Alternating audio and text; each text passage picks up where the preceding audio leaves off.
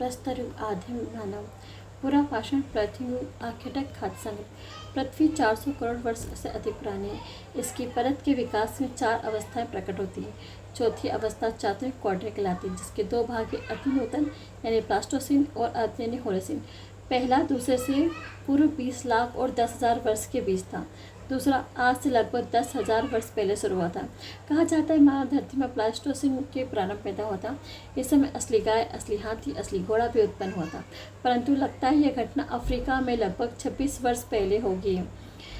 आदिम मानव के जीवाश्म फॉसिल भारत में नहीं मिले हैं।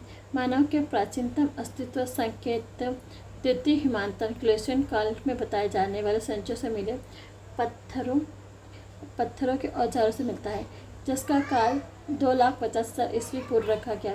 लेकिन हाल में महाराष्ट्र के बोरी नामक स्थान पर जिन तथ्यों की रिपोर्ट मिली है, उसके अनुसार मानव की उपस्थिति भी पहले 14 लाख वर्ष पूर्व रखी गई थी, पर इस विषय पर खोज की जरूरत है। अब मालूम होता है कि अफ्रीका की अपेक्षा भारत में मानव बाद में बसे। हालांकि इस उपमहाद्वीप का पाषाण तकनीक मोटे तौर पर उसी तरह विकसित हुआ है जिस तरह अफ्रीका में। मानव में आदि मानव के पत्थर के अनगढ़ और अस्पष्ट औजारों का इस्तेमाल करता था। ऐसे हजार सिंधु, गंगा और यमुना के कछारी मैदानों को छोड़कर सारे देश में पाए गए हैं। तरासे पत्थर के औजारों और फोड़ी हुई गिट्टियाँ से वे शिकार करते और पेड़ और कांटों और निकाल भी करते। इस काल में मानव अपना खाद्य कठिनाई से ही बटोर पाता था, शिकार से तथा खेती करना और पर नहीं जानता था। यह अवस्था सामान्यतः 9,000 ईस्वी तक बनी ही रही है। पूरा पाषाण काल के औजार छोटा नागपुर पठार में मिले हैं। 1 लाख ईस्वी पूर्व के हो सकते हैं। ऐसे औजार जिसका समय 20,000 ईस्वी पूर्व से 10,000 ईस्वी के पीछे आंध्र प्रदेश के कुन्नूर शहर से लगभग 55 किलोमीटर की दूरी पर मिले हैं। इसके साथ हड्डी के उपकरण और पशुओं के अवशेष भी मिले हैं। उत्तर प्रदेश के मिर्ज़ापुर जिले में बैरनी घाटी में जो पशुओं के अवशेष मिले उससे ज्ञात होता है कि बकरी, भेड़, गाय, भैंस, मवेशी पाए जाते थे। फिर भी पूरा पाषाण युग की आदिम अवस्था का मानव शिकार खाद्य संग्रह पर जीता था। पुराणों में केवल फल कंदमूल खाकर ही जीवन जीने लोगों की चर्चा है। इस तरह कुछ लोग तो आधुनिक काल तक पर्वतों और गुफाओं में रहते और उसी पुराने ढंग से जीते आए हैं। भारत की पूरा पाषाण युगीन सभ्यता का विकास प्लेस्टोसीन काल या हिम युग में हुआ है। यद्यपि पत्थर के औजारों के साथ मानव अवशेष जो अफ्रीका में मिले हैं वे 26 लाख वर्ष पुराने माने जाते हैं। तथापि यदि हम भारत में मिली बोरी की सामग्री को छोड़ दें तो पत्थर के औजार से स्पष्टता लक्षित मानव की प्रथम उपस्थिति मध्य प्लास्टोसीन अर्थात 5 लाख वर्ष से पूर्व की नहीं ठहरती है। प्लास्टोसीन काल में पृथ्वी की सतह में बहुत अधिक भाग, खासकर अधिक ऊंचाई पर और उसके आसपास के स्थान पर बर्फ की चादरों पर ढके रहते हैं, किंतु पर्वतों को छोड़ उष्णकटिबंधीय क्षेत्र में बर्फ से मुक्त था, बल्कि वहाँ दीर्घकाल तक भारी वर्षा होती रह रही है। भारत की पूरा पाषाण युगीन सभ्यता का विकास प्लेस्टोसीन काल में ही हुआ है। यद्यपि पत्थर के औजारों के साथ मानव अवशेष में जो अफ्रीका मिले हैं वे 26 लाख पुराने माने जाते हैं। यदि हम भारत की मिली बोरी की सामग्री को छोड़ दें तो पत्थर के औजारों से स्पष्टता लक्षित मानव की प्रथम उपस्थिति मध्य प्लास्टोसीन अर्थात 5 लाख वर्ष से पूर्व नहीं ठहरती है।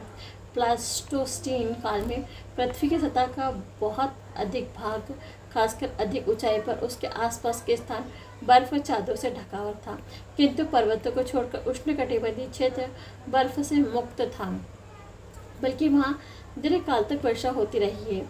पूरा पाषाण युग की अवस्थाएं। भारतीय पूरा पाषाण युग को मानव के द्वारा इस्तेमाल किए जाने वाले पत्थर के औजारों के स्वरूप और जलवायु में रहने वाले परिवर्तनों के आधार पर 3 अवस्थाओं में बांटा जाता है। पहली को आरंभिक या निम्न पाषाण युग, दूसरी को मध्य पाषाण युग और तीसरी को ऊपरी पूरा पाषाण युग कहते हैं। जब तक शिल्प सामग्री के बारे में पर्याप्त जानकारी नहीं मिल जाती तब तक मोटे तौर पर पहली अवस्था को 5 लाख ईस्वी पूर्व और 50 लाख ईस्वी के पूर्व, दूसरी अवस्था को 50,000 ईस्वी पूर्व से 40,000 ईस्वी पूर्व के बीच और तीसरी को 40,000 ईस्वी पूर्व से 20,000 ईस्वी के बीच चल सकते हैं। पर 40,000 से 15,000 ईस्वी के बीच दक्कन के पठार में मध्य पूरा पाषाण युग और ऊपरी पुरापाषाण युग दोनों के औजार मिलते हैं। अधिकांश आरंभिक पुरापाषाण युग हिम युग से गुजरा है। इसका लक्षण है कुल्हाड़ी या हस्त कुठार, हैंडलैक्स, विदारणी यानी क्लीवर, खंडक यानी चॉपर का उपयोग। भारत में पाई गई कुल्हाड़ियाँ काफ़ी हद तक वैसी हैं जैसे पश्चिमी एशिया, यूरोप के अफ्रीका मिले हैं। पत्थर के औजारों में मुख्यतः काटने, खोदने और छीनने का काम लिया जाता है। भारत में पाई गई कुल्हाड़ी काफ़ी हद तक वैसी ही जैसे पश्चिम एशिया, यूरोप और अफ्रीका में मिली है। ठीक है। पत्थर के औजार मुख्यतः काटने, खोदने और छीलने के काम लिया जाता था। आरंभिक पुरापाषाण युग में स्थल पाकिस्तान में पड़ी पंजाब की सोहन नदी की घाटी में पाए जाते हैं। कई स्थल कश्मीर और थार मरुभूमि मिले हैं। आरंभिक पुरापाषाण काल औजार उत्तर प्रदेश के मिर्जापुर जिले में बेलन घाटी में पाए जाते हैं। जो औजार राजस्थान की मरुभूमि के दिद्वारा क्षेत्र में बेलन और नर्मदा घाटियों में तथा मध्य प्रदेश के भोपाल में भीमबेटका की गुफाओं शैलाशय में मिले हैं। मोटा मोटी 1 लाख तक के ईस्वी पूर्व के हैं। शैलाशय के उपयोग मानवों के ऋतुकाल बसेरे के रूप में किया जाता होगा। हस्तकुठार हस्तकाल के द्वितीयक हिमालयन अंतर्विमान के समय में जमाव मिले हैं। इस अवधि में जलवायु नमी कम हो गई थी। मध्य पुरापाषाण युग में उद्योग मुख्यतः पत्थर की पपड़ी से बनी वस्तुओं का था। ये पपड़ियाँ सारे भारत में पाई जाती हैं और इनमें क्षेत्रीय भेद भी पाए जाते हैं। मुख्य औजार है पपड़ियों के बने विविध प्रकार के फलक, बेधनी, छेदनी और खुरचने। हमें वेदी और फलक जैसे हथियार भी भारी मात्रा मिले हैं। मध्य पुरापाषाण स्थल जिस क्षेत्र में मिलते हैं मोटे तौर पर उसी क्षेत्र में आरंभिक पुरापाषाण स्थल पाए जाते हैं। यहाँ हम एक प्रकार के सरल बॉटिकौशल उद्योग देखते हैं जो तटीय हिमालयन हिमावर्तन के सीधे समकाल में चलते हैं। इस युग के शिल्प सामग्री नर्मदा नदी के किनारे किनारे कई स्थानों पर तुंगभद्रा नदी दक्षिणवर्ती कई स्थानों में भी पाई जाती हैं। ऊपरी पुरापाषाणी अवस्था में आर्द्रता कम थी। इस अवस्था में विस्तार हिमयुग की उस अंतिम अवस्था के साथ रहा जब जलवायु अपेक्षाकृत गर्म हो जाएगी। विश्वव्यापी संदर्भ में 2 विशेषता है। नई चकमक उद्योग की स्थापना आधुनिक प्रारूप के रूप में मानव होमे से भारत में फलकों और तक्षणों का इस्तेमाल देखा जाता है जो कि आंध्र, कर्नाटक, महाराष्ट्र, केंद्रीय मध्य प्रदेश, दक्षिण उत्तर प्रदेश, बिहार के पठार और उसके इर्द गिर्द पाए जाते हैं। ऊपरी पुरापाषाणी अवस्था में मानवों के उपयोग के लिए लायक गुफाएं और शैलाशय भोपाल से दक्षिण में 40 किलोमीटर से दूर भीमबेटका में मिले हैं। गुजरात के टिब्बो में ऊपरी तलों पर ऊपरी पुरापाषाणी भंडार मिला है जिसकी विशेषता है सल्कों, फलकों, तक्षणियों और खुरचनियों का अपेक्षाकृत अधिक मात्रा में पाया जाना। इस प्रकार देश के अनेक पहाड़ी ढलानों, नदी घाटियों, पुरातन स्थल पाए जाते हैं किंतु सिंधु और गंगा के कछारी मैदानों में इनका पता नहीं है। मध्यपाषाण मेसोलिथिक युग औखिट एवं पशुपालक। ऊपरी पुरापाषाण युग का अंत 9000 ईस्वी पूर्व के आसपास हिमयुग के अंत के साथ ही हुआ। जलवायु गर्म और शुष्क हो गई। जलवायु के परिवर्तन के साथ ही पेड़ पौधे और जीव जंतु में भी परिवर्तन हुए। मानव के नए क्षेत्रों की ओर अग्रसर होना संभव हुआ। 9000 ईस्वी के पूर्व जलवायु की स्थिति में कोई बड़ा परिवर्तन नहीं हुआ। प्रस्तर युगीन संस्कृति में 9000 ईस्वी के पूर्व में एक मध्यवर्ती अवस्था आई जो मध्य पाषाण युग कहलाई। पुरापाषाण युग और नवपाषाण युग के बीच का संक्रमण काल है। मध्य पाषाण युग के लोग शिकार करके, मछली पकड़ के, खाद्य वस्तुएं बटोर कर पेट भरते थे। आगे चल के वे पशुपालन भी करने लगे।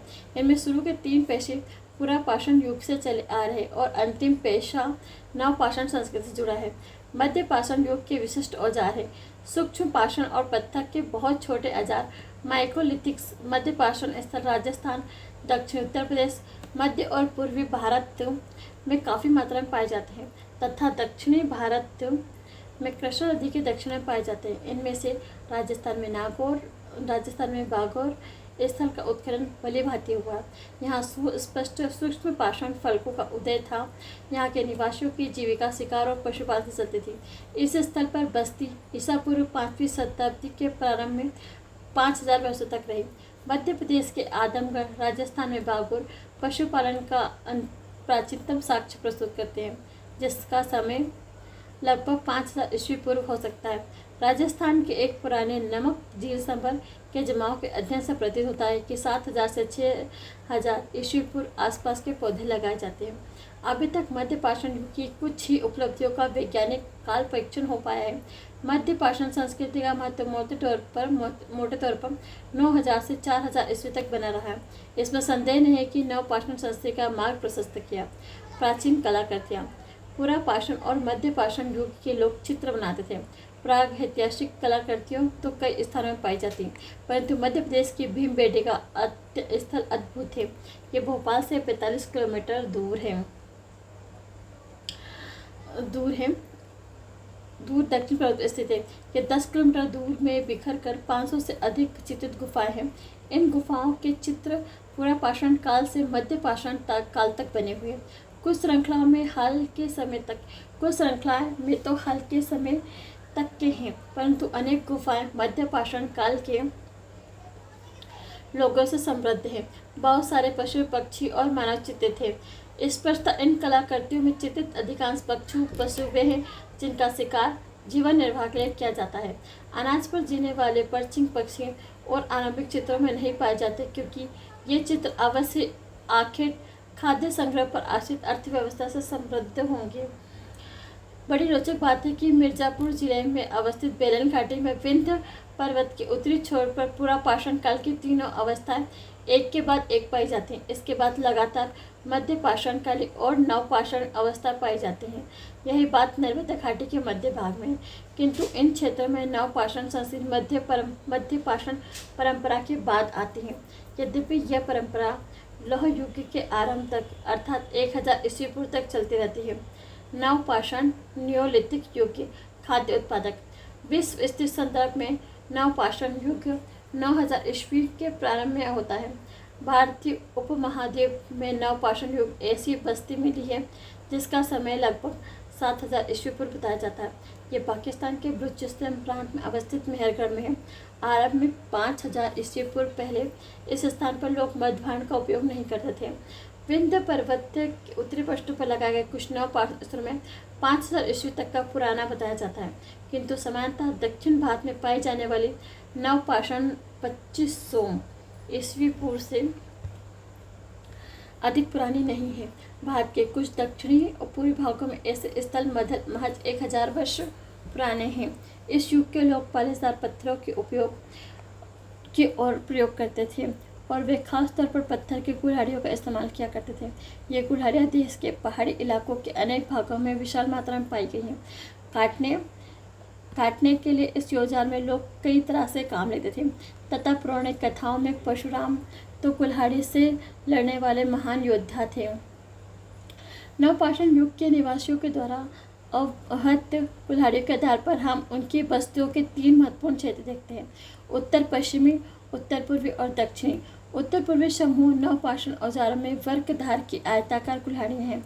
उत्तर पूर्वी समूह की कुल्हाड़ियाँ पालेदार पत्थर की होती है जिनमें आयताकार दस्ता लगा रहता है और कभी कभी कंधेदार खंतियाँ यानी सोल्टड स्कंधी भी लगी होती है। दक्षिण समूह की कुल्हाड़ियों में बगले में अंडाकार होती है और हत्था नुकीला रहता है। उत्तर पश्चिम में कश्मीरी नवपाषाण संस्कृति की कई विशेषता है, जैसे गत्तावास यानी गड्ढा घर, मध्यभाण की विविधता, पत्थर और हड्डी के तरह तरह के औजारों का प्रयोग तथा सूक्ष्म पाषाण का पूरा अभाव। इसका एक महत्वपूर्ण स्थल है बुर्ज होम, जिसका अर्थ होता है बुर्ज वर्ष का स्थान। यह श्रीनगर से उत्तर पश्चिम की ओर 16 किलोमीटर दूर है, जहाँ नवपाषाण काल युगी एक झील के किनारे जमीन के नीचे घर बनाकर रहते हैं, शिकार और मछली पर जीते हैं। लगता है वे खेती से परिचित थे। एक अन्य नवपाषाण स्थल है गुफकराल, जिसका अर्थ होता है कुलाल अर्थात कुम्हार की गुफा। यहाँ के लोग कृषि और पशुपालन दोनों धंधे करते हैं। कश्मीर में नवपाषाण युग के लोग न केवल पत्थर के पौड़ेदार औजारों का प्रयोग करते थे, अपितु इससे भी मजेदार बात है कि वे हड्डी के बहुत सारे औजारों और हथियारों का भी प्रयोग करते थे। भारत में सिर्फ चिरांदी एक ऐसा स्थान है जहाँ पर हड्डी के अनेक उपकरण पाए गए हैं। यह स्थान गंगा की उत्तरी नदी पर पटना से 40 किलोमीटर के पश्चिम में है। यहाँ के उपकरण हिरण के सींगों के हैं और पर्वतीय नवपाषाण परिवेश में 100 किलोमीटर वर्षा वाले क्षेत्र में पाए गए हैं। यहाँ बस्ती इसलिए संभव है कि गंगा, सोन, गंडक और घाघरा इन 4 नदियों का संगम स्थल होने के कारण यहाँ खुली जमीन उपलब्ध थी। पर यहाँ पर नवपाषाण संस्कृति में पत्थर के औजारों की कमी का ध्यान देने योग्य है।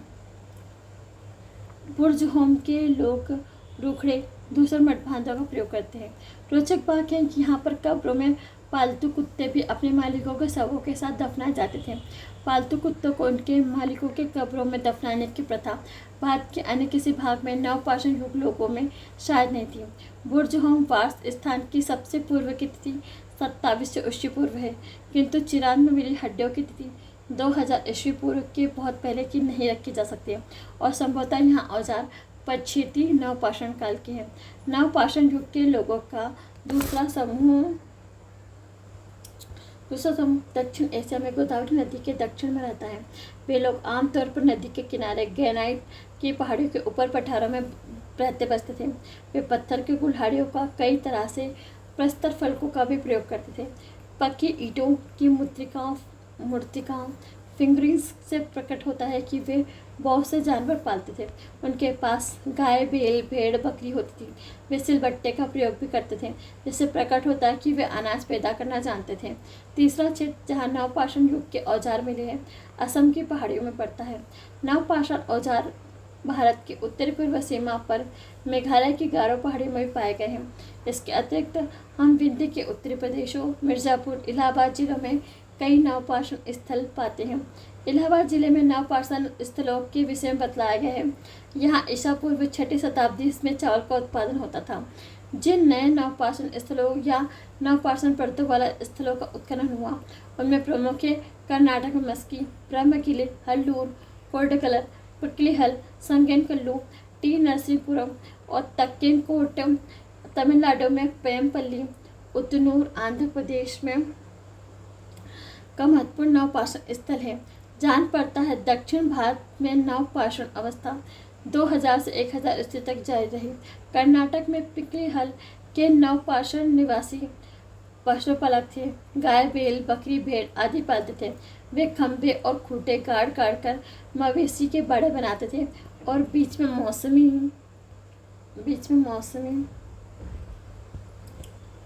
मौसमी शिविरों में रहते थे। इन बाड़ों में वे गोबर जमा करते थे, फिर सारे शिविर स्थल में आग लगाकर उसे साफ कर देते थे ताकि अगले मौसम में शिविर लगाए जाए। पिकली हल में राख के ढेर, निवास स्थान दोनों मिले हैं। नवपाषाण युग के निवासी सबसे पुराने कृषक समुदाय थे। वे पत्थर के कुदाला हो और खोदनों के डंडों से जमीन खोदते हैं। डंडों में एक से आधे किलोग्राम वजन के पत्थर छिल्ले लगे रहते थे। पत्थर के पालिशदार औजारों के अलावा वे सूक्ष्म पाषाण फलकों का भी प्रयोग करते थे। वे मिट्टी और सरकंडे के बने गोलाकार या आयताकार घरों में रहते थे। बताया जाता है कि गोलाकार घरों में रहने वाले की संपत्ति पर सामुदायिक स्वामित्व होता था। जो भी हो, इतना तो निश्चित था कि नवपाषाण के लोग स्थायी रूप से घर बनाकर रहने लगे थे। वे रागी और कुल्थी पैदा करते थे। मेहरगढ़ में बसने वाले नवपाषाण युग के लोग अधिक उन्नत थे। वे गेहूँ, जौ और रुई उपजाते थे और कच्ची ईंटों के घरों में रहते थे। मेहरगढ़ में बसने वाले नवपाषाण युग के लोग अधिक उन्नत थे। वे गेहूँ, जौ, रुई उपजाते थे और कच्ची ईंटों घरों में रहते थे, जो कि नवपाषाण अवस्था के कई वास स्थान अनाजों की खेती करते थे और पशु पालते थे। इसलिए उन्हें अनाज रखने के लिए बर्तनों की जरूरत पड़ी। फिर पकाने, खाने और पीने के पात्रों की आवश्यकता हुई। अतः कुंभकारी सबसे पहले इसी अवस्था में दिखाई दे। आरंभ में हाथ से बनाए मध्यभांड मिलते थे। बाद में मिट्टी के बर्तन चाक बनने लगे। इन बर्तनों में पालिशदार काला मध्यभांड, दूषित मध्यभांड, चटाई की छाप वाले मध्यभांड भी शामिल है। नवपाषाण युग के स्लेट, कुल्हाड़ियाँ, वसूली, छेनी आदि औजार उड़ीसा और छोटा नागपुर के पहाड़ी इलाकों में पाए गए, परंतु मध्य प्रदेश के कुछ भागों तथा उत्तरी दक्कन में कई प्रदेशों में नवपाषाण बस्तियों का आवास आमतौर पर बहुत कम मिलता है, जिसका कारण यह है कि वहाँ ऐसे पत्थर नहीं जिन्हें आसानी से खरीद कर चिकना किया जा सके। 9000 से 3000 ईस्वी के बीच की अवधि में पश्चिम एशिया में भारी तकनीकी प्रगति हुई, क्योंकि इस अवधि में लोगों ने खेती, बुनाई, कुंभकारी, भवन निर्माण, पशुपालन, लेखन आदि का कौशल विकसित किया। परंतु भारत में यह सारा विकास कुछ विलंब से हुआ। फिर भी भारतीय उपमहाद्वीप में नवपाषाण युग ईसा पूर्व 6ठी शताब्दी के आसपास शुरू हुआ। चावल, गेहूं, जौ सहित अन्य महत्वपूर्ण फसलें इस उपमहाद्वीप की इस अवधि में उपजाई जाने लगी। संसार की इस भाग में कई गांव बसे। लगता है यहाँ मानव ने सभ्यता के द्वार पर पांव रखा। प्रस्तुत युग में लोगों की एक भारी लाचारी थी। लोग पत्थर के औजारों और हथियारों पर आश्रित थे, इसलिए वह पहाड़ी इलाकों से दूर जाकर बस्तियां नहीं बना सकते थे। वे पहाड़ियों के ढलानों, गुफाओं और पहाड़ियों से युक्त नदी घाटियों में अपना निवास बना सकें। साथ ही काफ़ी प्रयास के बावजूद सिर्फ उतना ही अनाज पैदा कर सकते थे जितने में वह अपना जीवन बसर कर सके। उसके बाद अध्याय 6, ताम्र कृषक संस्कृतियाँ। ठीक है, ताम्र युग की बस्तियाँ। नवपाषाण युग का अंत होते होते धातुओं का इस्तेमाल शुरू हो गया। धातु में सबसे पहले तांबे का प्रयोग शुरू हुआ। कई संस्कृतियों का जन्म पत्थर और तांबे के उपकरण का साथ साथ प्रयोग करने के कारण हुआ है। इन संस्कृतियों को ताम्रपाषाण कैलोलिथिक कहते हैं, जिसका अर्थ है पत्थर और तांबे का उपयोग की अवस्था। तकनीकी दृष्टि से ताम्रपाषाण अवस्था हड़प्पा की कांस्ययुगीन संस्कृति के पहले की है, पर कालक्रम अनुसार भारत में हड़प्पा की कांस्य संस्कृति पहले आती है और अधिकांश ताम्रपाषाण युगीन संस्कृतियाँ बाद में। यहाँ हम सर्वप्रथम ताम्रपाषाण संस्कृति पर ही विचार कर रहे हैं। ताम्रपाषाण युग के लोग अधिकांश पत्थर और तांबे की वस्तुओं का प्रयोग करते थे, किंतु कभी कभी वे घटिया किस्म के तांबे का प्रयोग भी करते थे। वे मुख्यतः ग्रामीण समुदाय बनाकर रहते थे और देश के ऐसे विशाल भागों में फैले हुए थे जहाँ पहाड़ी जमीन और नदियाँ थी। इसके विपरीत हड़प्पाई लोग कांसे का प्रयोग करते थे। सिंधु घाटी के बाढ़ वाले मैदानों में बहुत उपज की बदौलत नगर निवासी हो गए थे। भारत में ताम्रपाषाण अवस्था की बस्तियाँ दक्षिण पूर्व राजस्थान, मध्य प्रदेश के पश्चिम भाग, पश्चिम महाराष्ट्र, दक्षिण पूर्व भारत में पाई गई। दक्षिण पूर्व राजस्थान में 2 स्थलों की खुदाई हुई है, एक आहार में और दूसरी गिलुंद में। ये पूरा स्थल बनास घाटी के सूखे अंचलों में है। पश्चिमी मध्य प्रदेश में मालवा, कायथा, एरन की खुदाई की हुई है। मध्य और पश्चिमी भारत में मालवा ताम्रपाषाण संस्कृति की विलक्षणता है, जो ताम्रपाषाण मर्दभांडों के उद्घाटन से मिला है। इसके कुछ मर्दभांड सांस्कृतिक सामग्री महाराष्ट्र में पाए जाते हैं। सबसे विस्तृत उत्खनन पश्चिमी महाराष्ट्र में हुए हैं, जहाँ उत्खनन हुए वे पुरास्थल अहमदानगर जिले में जोरवे, नेवासा और दैमाबाद, पुणे में चंदौली, सोनगांव और इनामगांव, प्रकाश और नासिक, यह सभी पुरातत्व जोरवे संस्कृति के हैं। यह नाम जोरवे के आधार पर दिया गया है, जो अहमदनगर जिले में गोदावरी नदी के शाखा नदी प्रवाह के बाएं तट पर अवस्थित प्रारूपिक पुरास्थल टाइप साइट है। जोरो संस्कृति ने मालवा संस्कृति में बहुत कुछ ग्रहण किया है, किंतु इसमें दक्षिण नवपाषाण संस्कृति के तत्व हैं। ईसा पूर्व 1400 से लेकर 700 के आसपास की जोरवे संस्कृति विदर्भ के कुछ भाग को कोकण के तट प्रदेश में छोड़कर सारे महाराष्ट्र में फैली है। तो ये जोरवे संस्कृति ग्रामीण थी। फिर इसकी कई व्यस्तें थी, जैसे दैमाबाद, इनामगांव, नगरीगण के स्तर पर पहुंच गई थी। महाराष्ट्र के सभी पुरातन अधिकतर काली भूरी मिट्टी वाले ऐसे अर्धशुष्क क्षेत्रों में जहां पर बेल और बबूल के पेड़ थे, परंतु ये नदी तट वाले क्षेत्र में पड़ते थे। इसके अलावा नवदा टोली पुरास्थल भी है, जो कि नर्मदा के तट पर है। अधिकांश ताम्रपाषाणिक तत्व दक्षिण भारत के नवपाषाण स्थलों से भी घुस गए थे। कई ताम्रपाषाण स्थल इलाहाबाद जिले में विंध्य क्षेत्र में पाए गए हैं। पूर्वी भारत में गंगा तटवर्ती चिरान के अलावा वर्धमान जिले में पांडु राजार टीबी और पश्चिम बंगाल की वीरभूमि जिले में महिष तैल उल्लेखनीय है। कुछ और पुरातत्व खुदाई है जिनमें उल्लेखनीय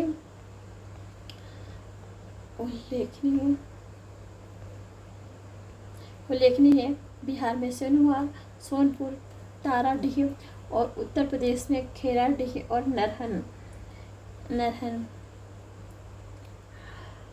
इस संस्कृति के लोग पत्थर के छोटे छोटे औजार हथियार का इस्तेमाल करते थे। पत्थर के फलकों का महत्वपूर्ण स्थान है। अनेक स्थानों पर खासकर दक्षिण भारत में प्रस्तर फलक उद्योग बढ़ाकर पत्थर के टुकड़े चलते रहे। जाहिर है ऐसे क्षेत्र में पहाड़ियों की अधिक दूर नहीं थी। काली बस्तियों के तांबे की वस्तुएं बहुत से मिली हैं। यही आहार मिलन का भी प्रतीत होता है, जो कि राजस्थान की बनास घाटी के कमोवेश में शुष्क इलाकों में पड़ता था। अन्य है समकालीन ताम्रपाषाण कृषक संस्कृतियों के विविध आहार में वास्तव में सूक्ष्म पाषाण औजारों का इस्तेमाल नहीं होता है। यहाँ पत्थर के कुल्हाड़ियों और फलकों का अभाव है। इसकी वस्तुओं में कई सपाट कुल्हाड़ियाँ, चूड़ियाँ और कई पत्रे हैं।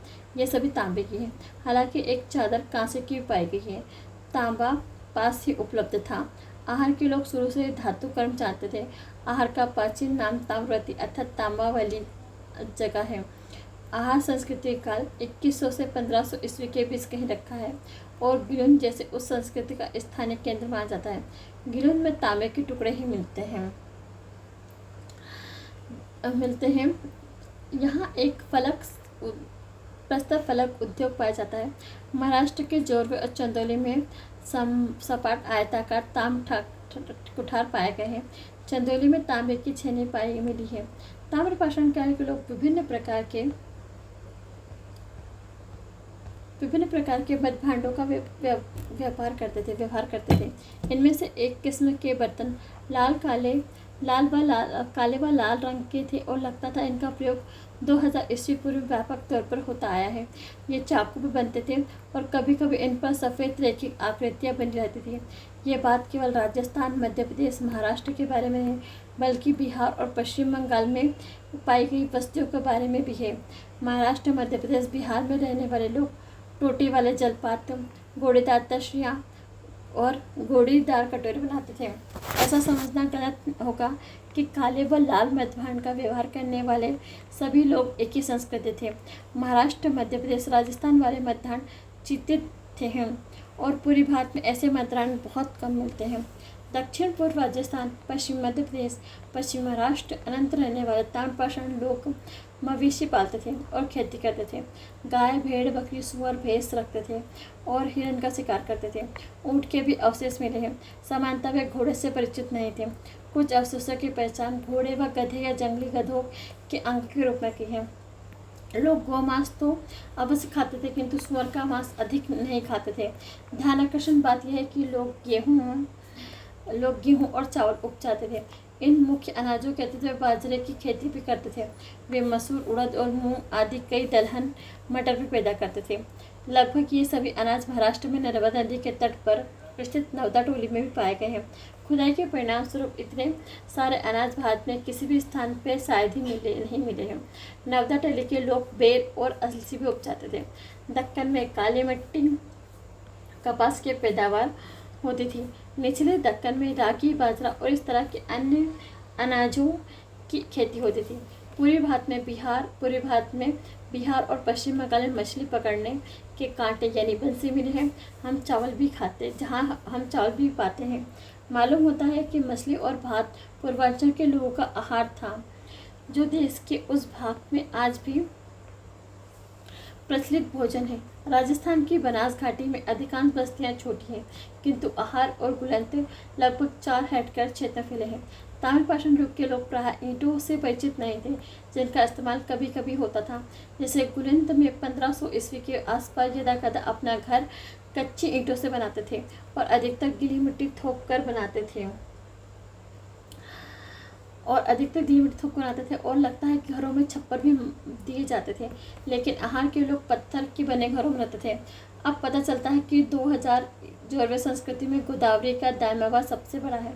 यहाँ लगभग 20 हेक्टेयर में फैला हुआ है, जिसमें 4000 लोग रह सकते हैं।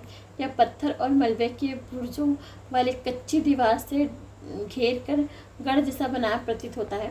दायमाबाद की स्थिति भारी संख्या में कांसे की वस्तुओं की उपलब्धि के लिए है। इनमें से कुछ वस्तुओं पर हड़प्पा संस्कृति का प्रभाव लक्षित होता है।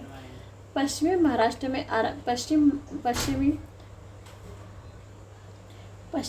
के आरंभिक ताम्रपाषाण ताम्रपाषाण अवस्था में इनाम गांव के चूल्हों के सहित बड़े बड़े कच्ची मिट्टी के मकान और गोलाकार गड्ढों वाले मकान मिले हैं। बाद की अवस्था में 1300 से 1000 ईस्वी 5 कमरों वाला एक मकान मिला है, जिसमें 4 कमरे आयताकार है और एक वृत्ताकार है। यह महान मकान बस्ती के केंद्र में किसी सरदार का मकान रहा होगा। इसके निकट ही जो कोठार है वो राजस्व के मुख से वसूली किया है, अनाज के रूप में जमा किया जाता है। इनाम गांव ताम्रपाषाण युग की एक बड़ी बस्ती है। इसमें 100 से भी अधिक घरों के कई कब्रें पाई जाती हैं। यह बस्ती किलाबंद और खाई से घिरी हुई। ताम्रपाषाण युग के लोगों की कला और शिल्प के बारे में बहुत तथ्य ज्ञात थे। वे तांबे के शिल्पकर्म में निसंदेह बड़े दक्ष थे। पत्थर का काम अच्छे से करते थे। तांबे के औजार, हथियार, कंकड़ मिले हैं। कॉर्नेलियन स्टेलाइट, क्वार्ट्ज क्रिस्टल के अच्छे पत्थर या मनके या गुटिकाएँ भी बनाते हैं। ये लोग कताई बुनाई जानते हैं, क्योंकि मालवा के चरखे और तकलियाँ मिली हैं। महाराष्ट्र में कपास, सन और समल की रुई के बने धागे मिले हैं। इससे सिद्ध होता है कि ये लोग वस्त्र निर्माण में सुपरिचित थे। अनेक स्तरों पर प्राप्त वस्तुओं के शिल्पियों के तथा में इनाम गाँव में कुंभकार, वास्तुकार, हाथीदार, शिल्पी, चूना बनाने वाले और खिलौने की मिट्टी, मूर्तिकाएं और बनाने वाले कार्यक्रम भी दिखाई देते हैं। ताम्रपाषाण अवस्था में अनाज भवन, मध्यभांड आदि क्षेत्रीय अंतर भी दिखाई देता है। पूर्वी भारत चावल उपजाता है तो पश्चिमी भारत जौ और गेहूँ। तिथि क्रम में देखें तो मालवा और मध्य भारत की कई बस्तियां जो कायथा और रेंड के पहले के प्रतीत होते हैं, जिन पश्चिम महाराष्ट्र और पूर्वी भारत की बस्तियां बहुत बाद की। उनमें शव संस्कारों और पूजा पद्धति के कुछ आभास मिलता है। महाराष्ट्र के लोग मृतक में कलश रखकर घर में फर्श के अंदर उत्तर दक्षिण स्थिति में गाड़ते थे। हड़प्पाई लोगों की तरह अलग अलग कब्रिस्तान नहीं होते थे। कब्र में मिट्टी की हंडियाँ और तांबे की कुछ वस्तुएं रखी जाती थी, जो जाहिर है कि परलोक में मृतक के इस्तेमाल के लिए होती थी। मिट्टी की स्त्री मूर्तियों से प्रतीत होता है कि ताम्रपाषाण लोग मातृ देवी की पूजा करते थे। कच्ची मिट्टी की नग्न मूर्तिकाएं भी पूजी जाती थी। इनाम गांव में मातृ देवी की प्रतिमा मिलती हैं, जो कि पश्चिमी एशिया में पाई जाने वाली ऐसी प्रतिमा से मिलती है जो मालवा और राजस्थान में मिली रूढ़ शैली की बनी मिट्टियों की वृषभ मूर्तिकाएं यह सूचित करती है कि वृषभ धार्मिक ग्रंथ का प्रतीक था। बस्ती के आरंभिक ढांचों और संस्कार विधि दोनों से पता चलता है कि ताम्रपाषाण समाज में असमानता आरंभ हो चुकी थी। महाराष्ट्र में पाई गई कई अधिक्रम दिखाई देता है। कुछ बस्तियां 20 हेक्टर तक की बड़ी जबकि कुछ केवल 5 हेक्टर या उससे भी छोटी थीं। इनसे द्विबस्तीय निवास का आभास मिलता है। बस्तियों के विस्तार में अंतर का अर्थ है कि बड़ी बस्तियों का दबदबा छोटी छोटी बस्तियों पर रहता था, लेकिन बड़ी और छोटी दोनों तरह की बस्तियों में सरदार और उनके नातेदार आयताकार मकान रहते थे और गोल झोपड़ियों में रहने वाले का प्रभुत्व रखते थे। इनाम गांव में शिल्पी और पंसारी लोग पश्चिम छोर पर रहते थे। सरदार प्राय केंद्र स्थल में रहता था। निवासियों के बीच सामाजिक दूरी जाहिर होती थी। पश्चिम महाराष्ट्र के चंदोली और नेवासा बस्तियों में पाया गया और कुछ बच्चों के गले में तांबे के मनकों का हार पहनाना उन्हें दफनाया गया था, जबकि अन्य बच्चों की कब्रों में समान तौर पर कुछ बर्तन मात्र हैं। इनाम गांव में एक वयस्क आदमी मध्य भांडों और कुछ तांबे के साथ दफनाया जाता है। कायथा के एक घर में 29 कंगन और दो अद्वितीय ढंग की कुल्हाड़ियाँ पाई गई। इस स्थान पर स्टेट लाइट, कॉर्निया जैसे कीमती पत्थरों की गोलियाँ व हार पातों के जमा पाए गए हैं। के स्पष्ट इनके पास वस्तु थी, वे धनी थे। तिथि क्रमिक दृष्टि से गणेश्वर स्थित विशेष रूप से अवलोकनीय है। राजस्थान में खेती ताम्रपट्टी में सीकर झुंझुनू क्षेत्र में तांबे के समृद्ध खंडारों के निकट पड़ता है। इस क्षेत्र की खुदाई में निकली तांबे की वस्तुएं तीर की नोक, बरछे के फल, बशियाँ, सेल्ट, कंगन, छेने आदि। इनमें कुछ की आकृतियाँ सिंधु स्थलों से मिली है। इन वस्तुओं की आकृतियों से मिलती है। पक्की मिट्टी में ऐसी पिंडिकाएं मिली है जो कि सिंधु टाइप से मिलती जुलती है। इस स्थान में बहुत से पत्थर, छोटे छोटे औजार मिले हैं जो ताम्रपाषाण संस्कृति के पहचान हैं। यहाँ गेरिक मध्यभांड OCP भी पाया गया है। ये लाल अनुरूपित भांड है जो अक्सर काले रंग से रंगा होता है, जो मुख्यतः कलश की शक्लों में होता है। चूँकि गणेश्वर के जमाव को 2800 से 2200 की ईस्वी पूर्व माना जाता है, इसलिए इनकी बहुत सी वस्तुएं परिपक्व हड़प्पा संस्कृति की पूर्व की हैं। गणेश्वर मुख्यतः हड़प्पा को तांबे की वस्तुओं की आपूर्ति करता था और उसने उसने कोई खास तत्व प्राप्त नहीं किया। गणेश्वर के लोग अंशतः कृषिजीवी और मुख्यतः शिकारजीवी थे। यद्यपि उनका मुख्य शिल्प तांबे की वस्तु बनाना, तथापि वे नगरीय तत्वों को विकसित नहीं कर पाए और ये बाढ़ सिंचित मैदानों की उपज में हड़प्पाई अवस्था में दिखाई देते हैं। अंततः गणेश्वर की पुरातन वस्तु को वास्तविक गैरिक मध्यभांड ताम्रनिधि संस्कृति की कोटि में नहीं रखा जा सकता है। इसकी सूक्ष्म पाषाण वस्तुओं और अन्य पाषाण वस्तुओं को देखते हुए गणेश्वर संस्कृति को प्राक हड़प्पाई ताम्र पाषाण संस्कृति कहा जाता है, जिसकी भित्ति पर परिपक्व हड़प्पा संस्कृति खड़ी हुई। तिथि क्रम की दृष्टि से भारत में ताम्र पाषाण बस्तियों की कई श्रृंखलाएं हैं। कुछ पाक और कुछ हड़प्पा हैं। कुछ हड़प्पा संस्कृति के समकालीन हैं, कुछ हड़प्पा तोर हैं। हड़प्पा अंचल के कुछ स्तरों में पाक हड़प्पा स्तरों में आरंभिक हड़प्पा संस्कृति भी कहते हैं। इसे परिपक्व नगरी सिंधु सभ्यता से पृथक किया जा सकता है। इस तरह राजस्थान के कालीबंगा, हरियाणा, बनवाली की प्राक हड़प्पे अवस्था स्पष्टता ताम्रपाषाण है।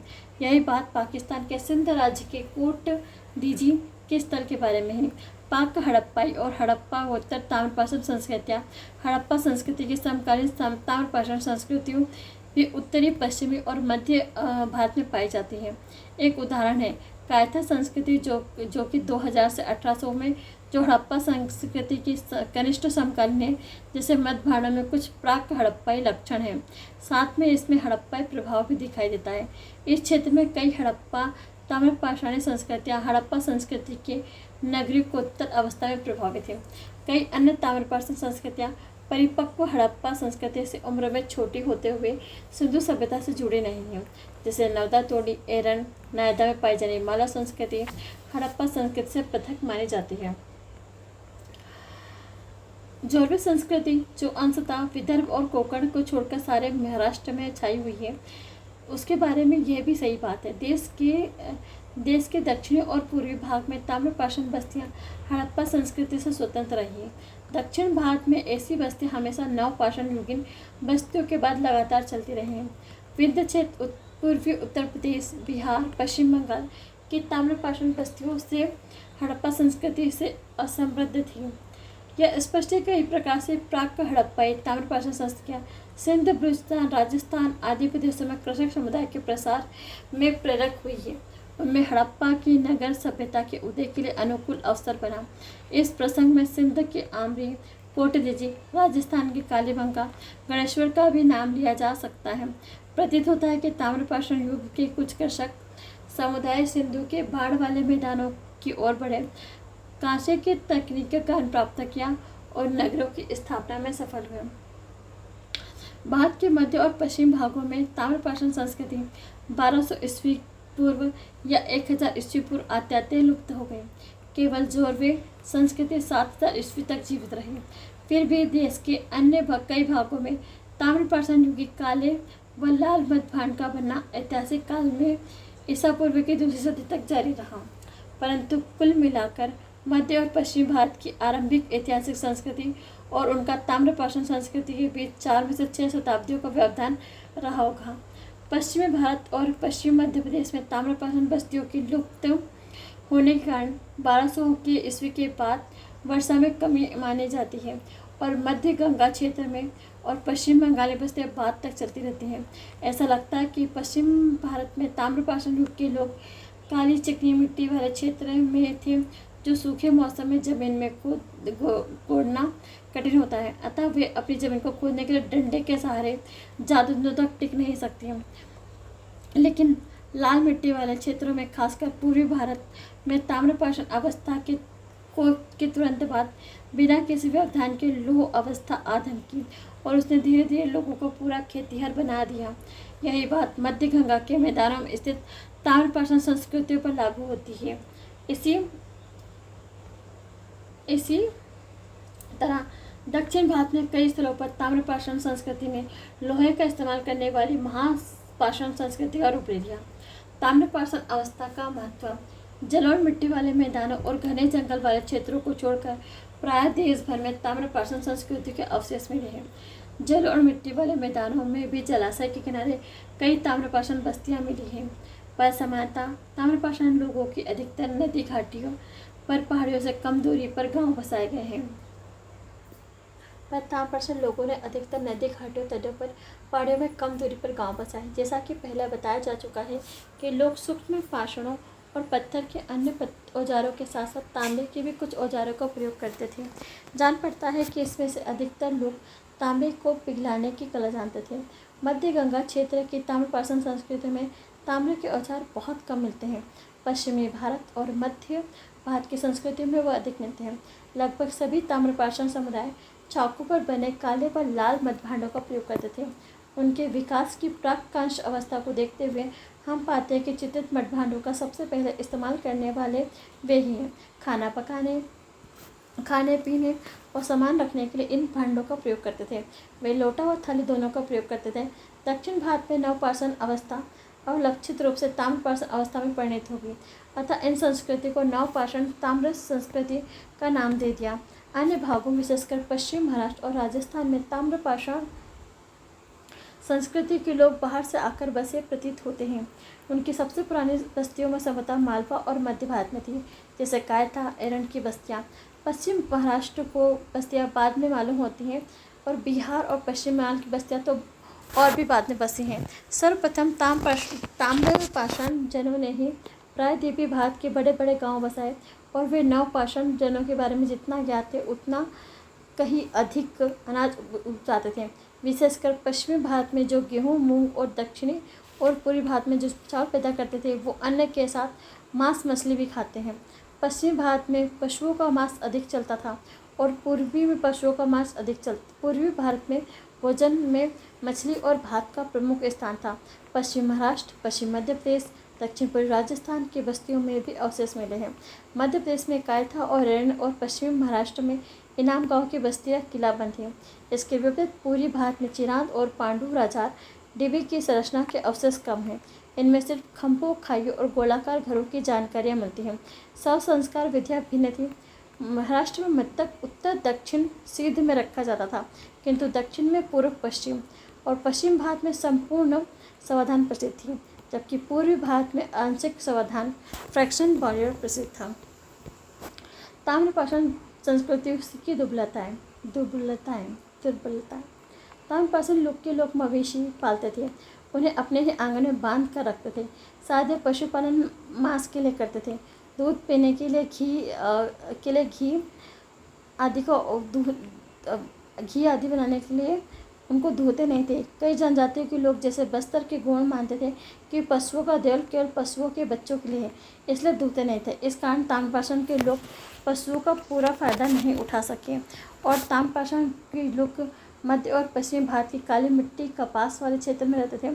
गहन व विस्तृत पैमाने पर खेती नहीं कर पाए। ताम्रपाषाण स्थलों में ना हल ना फावड़ा ही पाया गया है। जमीन खोदने के लिए डिंडिंग स्टिक, पत्थर का छिद्रित चक्का दबाव के लिए लटका देते थे और इसमें केवल झूम खेती कर पाते थे। ऐसा खनन यष्टि से केवल राखों से ही संभव था। काली मिट्टी में गहन और व्यापक खेती के लिए लोहे के उपकरण का प्रयोग आवश्यक था, जिसका स्थान ताम्रपाषाण संस्कृति में था ही नहीं। पूर्वी भारत में लाल मिट्टी वाले इलाकों को रहने वाले ताम्रपाषाण लोगों को भी यही कठिनाई थी। पश्चिम महाराष्ट्र के लोग बड़ी संख्या में बच्चों के समाधानों से ताम्रपाषाण संस्कृतियों की आम दुर्बलताओं से प्रकट होती है। खाद्य उत्पादन अवस्था होते हुए बच्चों को मरने की दर बहुत ऊंची थी। पोषाहार की कमी, चिकित्सा के ज्ञान का अभाव था। महामारी का प्रकोप इसका कारण हो सकता था। जो भी हो, ताम्रपाषाण संस्कृति का सामाजिक और आर्थिक ढांचा आयुवर्धक नहीं हुआ। ताम्रपाषाण संस्कृति तत्वतः ग्रामीण पृष्ठभूमि पर खड़ी थी। इसके जीवन की सारी अवधि में तांबा सीमित मात्रा में उपलब्ध रहा। धातु के रूप में तांबा बहुत सीमित ही काम दे सकता था। ये भी तांबे का बना औजार लचीला होता था। लोग तांबे में टीन को मिश्रित करके कांसा बनाना नहीं जानते थे। तांबे से अधिक मौजूद और उपयोगी होता था। कांसे के औजारों का इस्तेमाल कीट मिस्र और मेसोपोटामिया और सिंधु लोगों में प्राचीन सभ्यताओं में के विकास की बड़ी सुविधा से मिली थी। ताम्रपाषाण के लोग लिखने की कला नहीं जानते थे। और ना ही नगरों में रहते थे, जबकि कांस्य युग के लोग नगरवासी हो गए थे।